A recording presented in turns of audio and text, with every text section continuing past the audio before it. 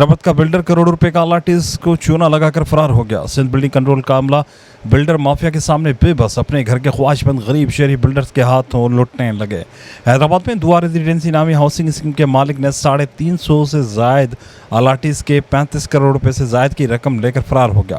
متاثرہ الاٹیز نے Hyderabad press club کے سامنے احتجاج کیا، بلڈرز اور سندھ کنٹرول کے افسران کے خلاف نعرے بازی کی۔ متاثرہ الاٹیز کا کہنا تھا کہ سندھ بلڈنگ کنٹرول نے بلڈر کو پہلے NOC جاری کی، جس کے بعد 350 سے زائد الاٹیز نے دعا ریزیڈنسی نامی ہاؤسنگ اسکیم میں پلاٹ بک کرائے۔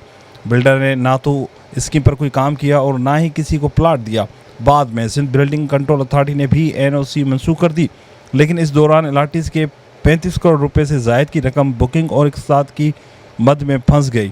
انہوں نے بلڈر زہیب تنیو کو گرفتار کر کے الاٹیز کو پیسے دلوانے کا مطالبہ کیا۔ ان کا مزید کہنا تھا کہ اگر فوری طور پر الاٹیز کو ان کے واجبات ادا نہ دلوایا گیا تو پھر شدید احتجاج کیا جائے گا۔